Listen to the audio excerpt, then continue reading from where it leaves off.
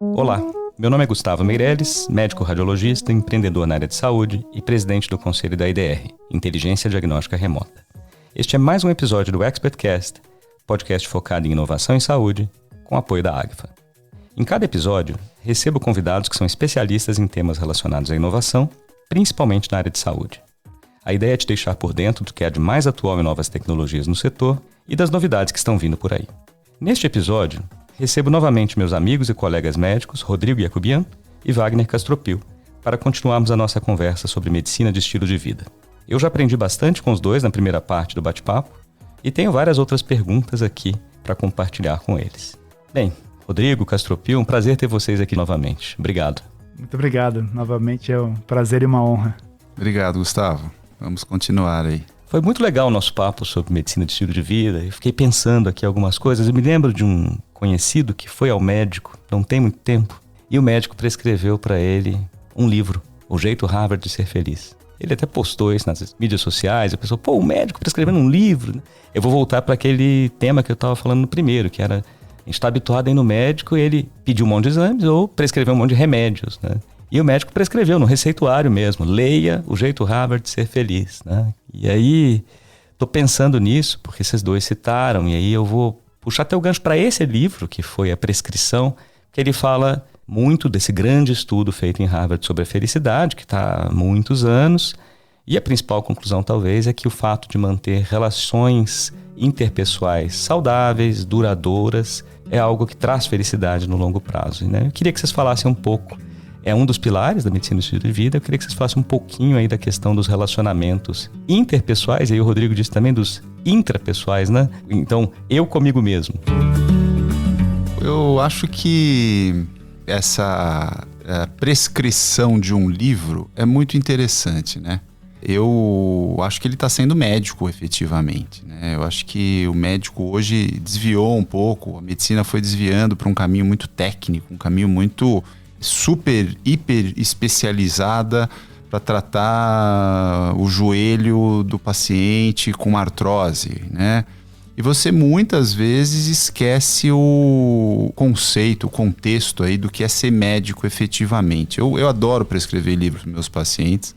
Tem um livro que eu gosto muito e eu acho que está relacionado com um dos pilares, que é o pilar de manejo do estresse.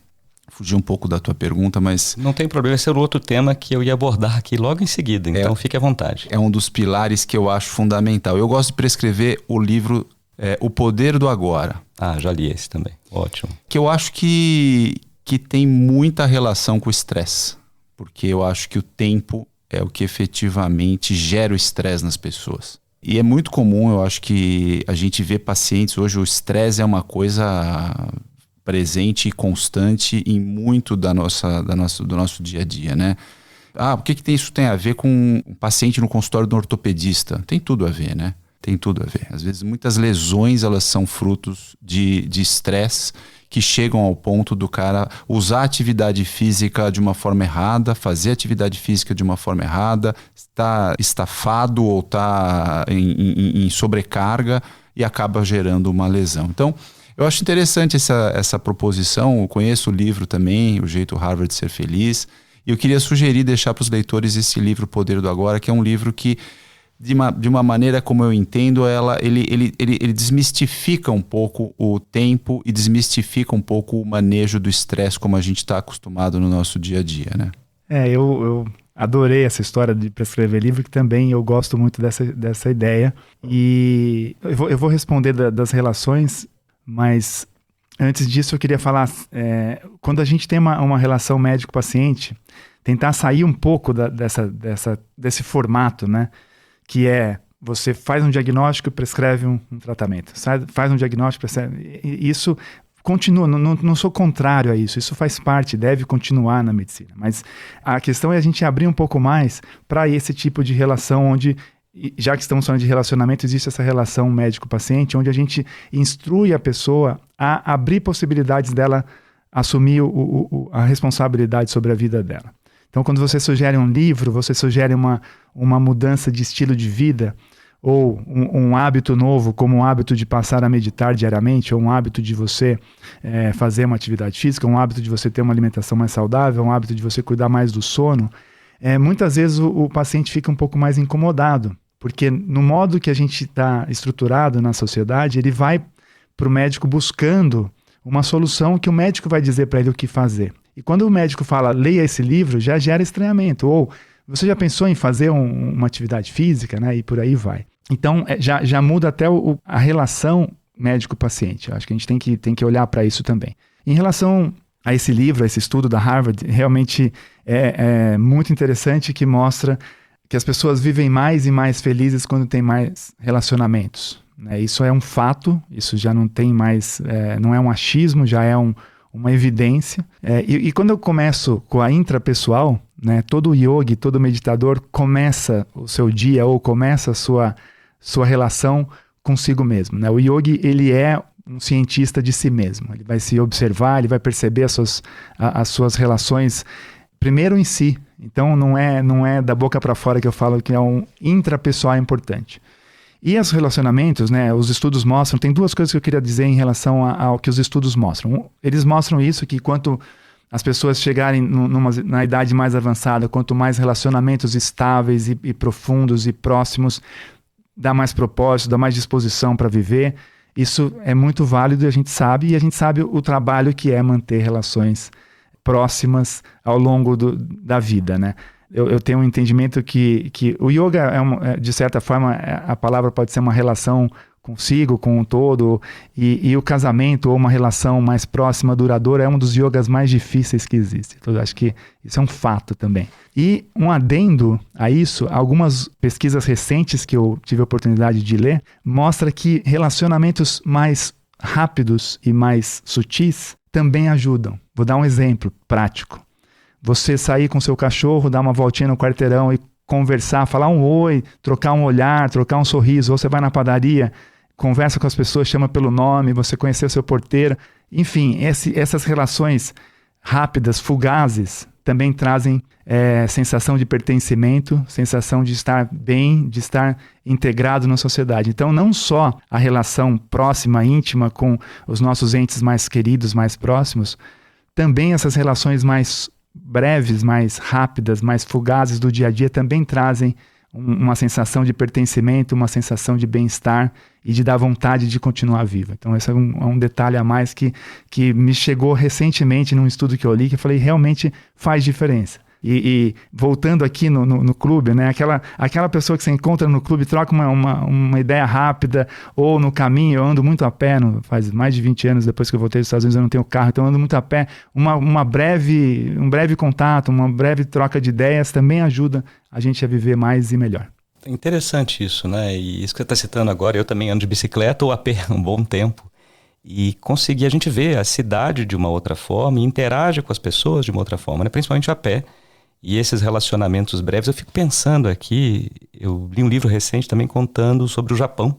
A maioria dos jovens japoneses hoje considera não ter nenhum amigo, o que eu achei realmente assim, impressionante. São pessoas que vão se tornando cada vez mais solitárias, principalmente em cidades muito grandes, como Tóquio, que ficam mais impessoais. Temos aqui um outro problema também, que é o uso das telas e das mídias sociais, e as pessoas se fechando ali, entre aspas, várias aspas, em amizades, né, que não geram relacionamentos, na verdade, e se isolando desses relacionamentos no dia a dia. Eu acho que seria interessante também vocês dois, aí, com toda a experiência que têm de médicos, contarem alguns relatos, né, interessantes de pacientes que tenham se beneficiado com a medicina de estilo de vida. Então, deixo um espaço aqui para os dois citarem alguns casos de vida real. Vou começar com o Castropil. Eu posso só interromper? Pode, lógico. Porque o Castropil provocou do manejo de estresse. Uhum. Porque eu concordo com ele. O estresse... Primeiro, o estresse não é de todo mal.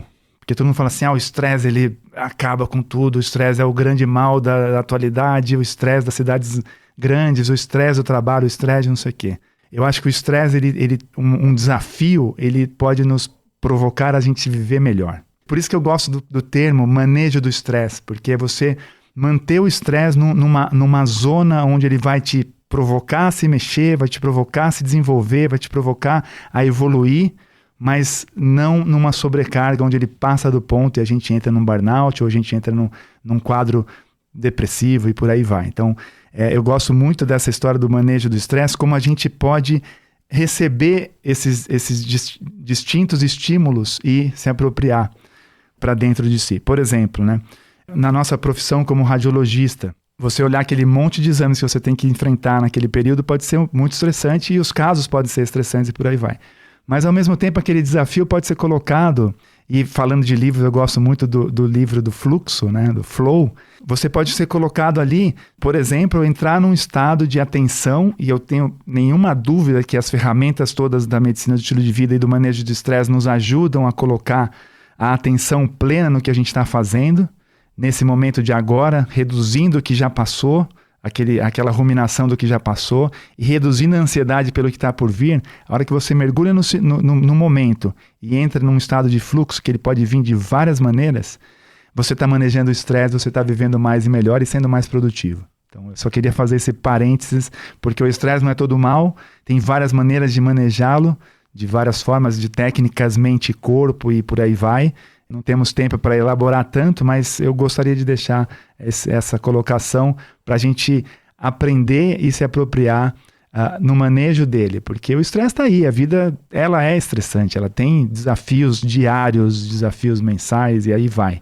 Mas a gente saber lidar com isso é uma ferramenta sensacional e pode nos trazer melhores desempenhos e mais satisfação e mais bem-estar, e é isso que eu queria completar. Eu achei ótimo, assim, antes até de entregar para o Castropil, rapidinho aqui um complemento, né? Porque muita gente deve olhar e falar, nossa, o Dr. Rodrigo, mas ele pratica Kundalini Yoga há 20 anos, todos os dias, fica um tempão, tá? Puxa, um cara tranquilo, nunca deve ficar estressado na vida, né? Não existe estresse zero, então é isso que precisa também.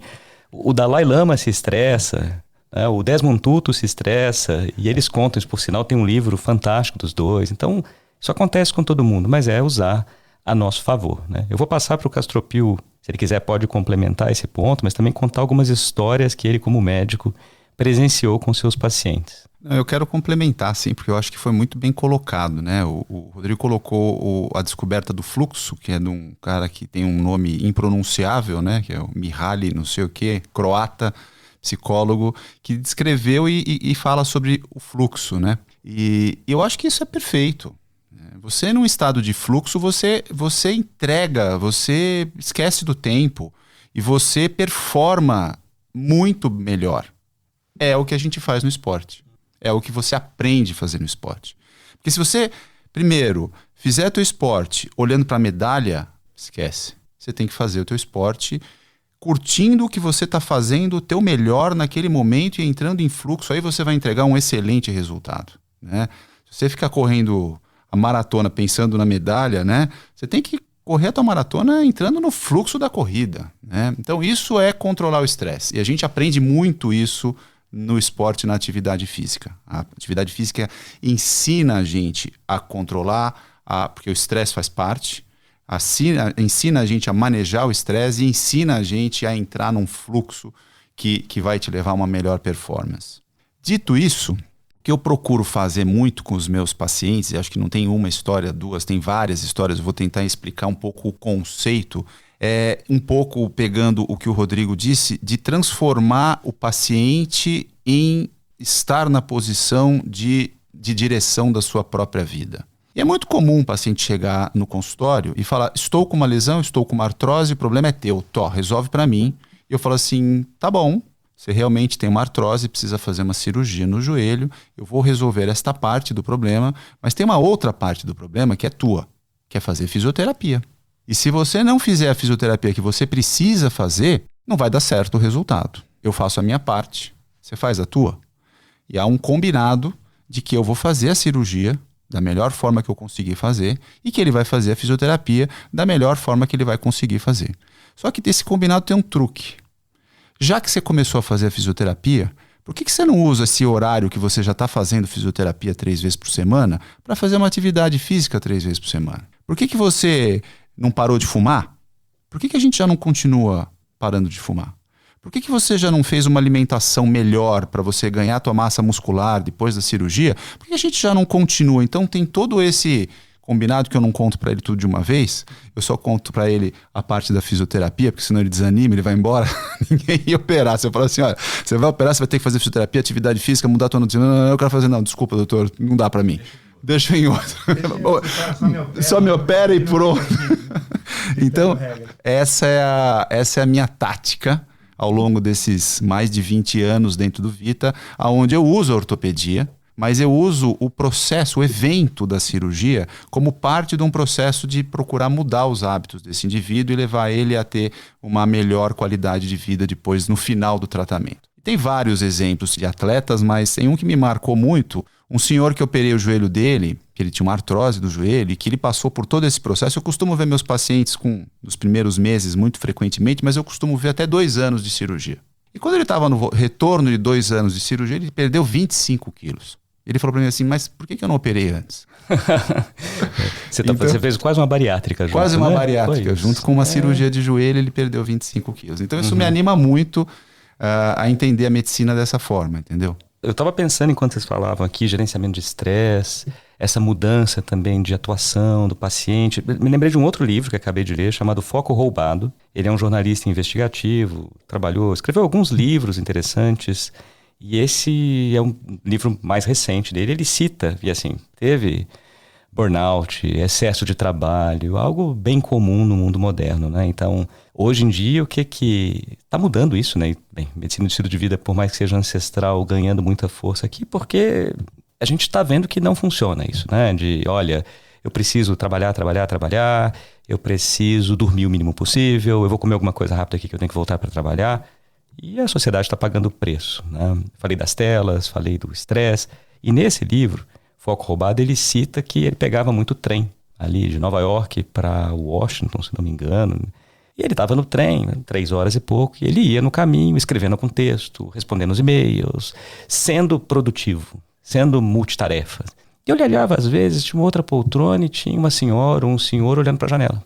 E ele falou assim, pô, não é possível, estou no trem, tem ninguém incomodando aqui, 3 horas e meia, o horário que dá para ser mais produtivo, e o cara tá ali perdendo o tempo dele. Eu lembrei da minha avó, mas a gente fez uma viagem de família e fomos aqui para a Serra da Bocaina.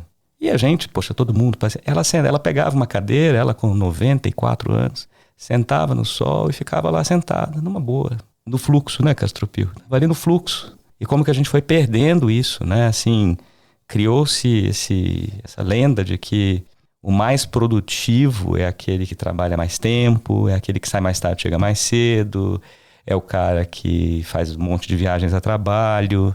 Eu queria que vocês falassem um pouco mais também sobre isso e como é que vocês estão enxergando já essas mudanças. E espero que sejam mudanças para a sociedade como um todo também.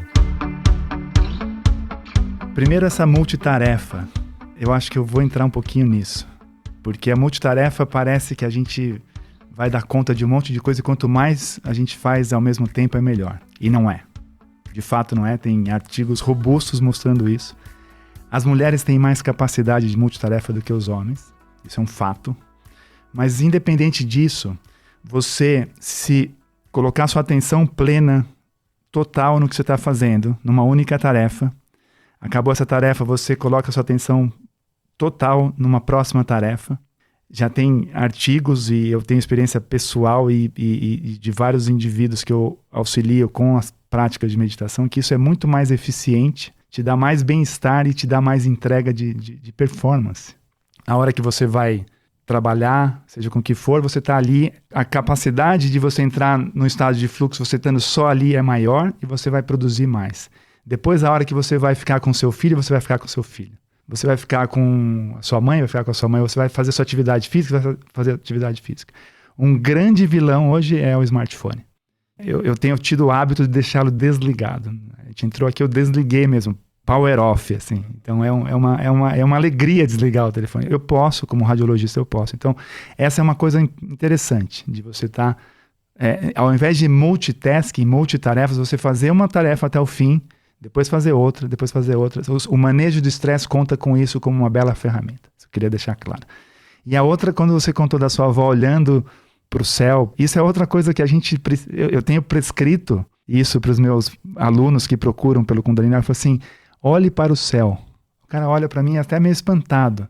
faz toda a diferença. No nosso ciclo vigília, sono e meditação, eu coloco a meditação no meio porque a meditação não é um estado mental nem de vigília nem de sono, mas para você ter um estímulo de vigília e de sono, quanto mais você olhar para o céu, ainda mais no Brasil, que a gente tem a maior parte dos dias ensolarados com essa quantidade enorme de raios UV, você estimula o seu cérebro, é um grande antídoto contra a depressão. Você melhora o sono só de você estar alguns minutos olhando para o céu. Não precisa queimar o olho olhando para o sol, mas você fazer uma atividade física ao ar livre, né? Você como corredor sabe bem disso. Isso ajuda você a manejar o estresse, ajuda a perder peso, por incrível que pareça, porque você vai dormir melhor e por aí vai. Então essas são duas coisas que eu queria pegar do que você trouxe para colocar aqui para os nossos ouvintes. E por último, eu acho que uma questão mais filosófica que você provocou é que eu acredito sim que a estrutura da sociedade e da medicina como um todo, ela deva mudar. Olhar para isso com mais atenção, talvez por uma necessidade de um colapso do sistema. Talvez por isso. Ou talvez porque as pessoas estão começando a entender, né?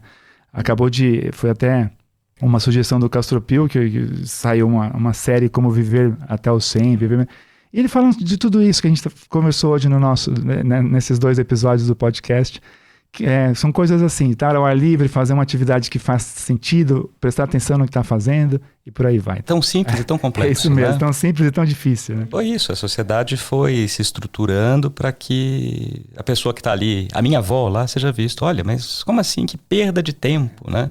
Infelizmente, talvez a conta precise chegar, uma conta bem salgada para as pessoas mudarem radicalmente de estilo de vida. Vou passar para o Castropil fechar aqui, a gente está chegando no finalzinho do nosso 2º episódio, mas queria ouvir também quais são suas visões a respeito disso. Não, eu acho que não tenho muito o que acrescentar no que o Rodrigo colocou, né? Eu acho que a gente tem que escutar a sua avó, né? Eu acho que ela que tem que dar pra gente e falar assim, vó, vem cá, como é que é aí? Porque eu acho que olhar e ter contato com a natureza é uma coisa fundamental, né? Se fizer atividade física na natureza, para mim é uma das coisas que mais me dá prazer, é fazer atividade física em contato com a natureza. E de novo, eu acho que eu particularmente, eu não ponho no off, eu ponho no airplane mode. Mas para mim é uma atividade por vez. E a atividade física, e às vezes eu vejo as pessoas fazendo atividade física e conversando, fazendo atividade física e ouvindo podcast, fazendo atividade física e falando ao mesmo tempo e resolvendo uma série de coisas. Para mim é o meu momento. É o momento em que eu desligo, power off, e eu faço a atividade física prestando atenção na minha respiração, no meu corpo, na minha resposta fisiológica. Aprendi assim e hoje é o que me faz um super bem, né? Eu acho que o corpo da gente é uma forma de você se conectar, né, com o que você tem de mais profundo, né? O que você tem de mais é você, né? Conhecer-se a si mesmo, né? Então, totalmente de acordo, né? Não tenho nem o que falar. Acho que talvez só dar alguns exemplos pessoais e práticos. Aí vamos escutar a sua avó. Como é que ela tá? Tá muito bem, tá muito bem. Indo aí para os 95 anos, cada vez melhor.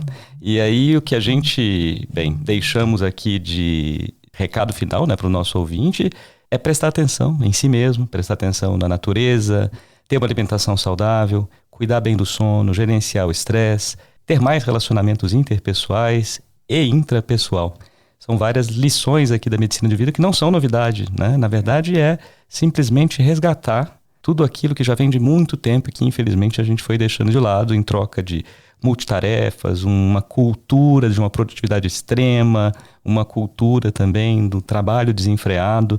Então foi muito legal ter vocês dois aqui. Obrigado pela presença de novo, Rodrigo, Castropil. Foi um prazer estar com vocês aqui. Só complementando, né? O fato de você desligar o telefone, ele tem uma vantagem sobre o modo avião. Porque você vai falar, vou pegar para ver, tá desligado, vai dar trabalho, vai demorar. Do que só você tirar do modo avião. E a outra que a gente se colocar nessa situação é muito, muito prazeroso. Você está inteiro, a sensação de estar pleno inteiro é uma coisa que dá. Você sabe que eu tinha saudade quando os aviões não tinham Wi-Fi, né? Porque hoje tá todo mundo ali na telinha e não tem aquele negócio, eu tô no avião e não dá. Pegava um voo transatlântico e assim, puxa, o que eu tenho para fazer? Eu vou ver um filme, eu vou ler. Aí hoje tem esse maldito Wi-Fi nos aviões e eu desliguei meu celular aqui, coloquei no modo avião e meu celular chamou, porque ele captou o Wi-Fi aqui do estúdio e alguém deve ter me ligado no WhatsApp. Então, essa é uma vantagem de desligar. E a segunda vantagem é que também já tem aí estudos mostrando que mesmo no modo avião nós continuamos sendo escutados por nossos celulares e eles... Mas aí isso é tema para um outro episódio aqui. Vou passar a desligar. Eu também aprendi isso aqui com o Rodrigo. Obrigado, pessoal, de novo. Castropio, Rodrigo, foi muito bom ter vocês aqui. Aprendi muito e tenho colocado alguns desses princípios em prática. Preciso melhorar alguns outros. Multitarefa, especialmente, é algo que eu tô muito vigilante comigo mesmo, porque existia, né, essa falsa ilusão da maior produtividade. A gente sabe que gera muito mais estresse e menos produtividade. Então, para você que está nos ouvindo, espero que tenha gostado desses 2 episódios aqui com Wagner Castropil, Rodrigo Jacobian, sobre medicina de estilo de vida. Então, aproveite os episódios e, se você gostou, compartilhe com seus contatos, dê 5 estrelas na sua plataforma preferida de podcast e nos vemos aqui no próximo episódio. Muito obrigado.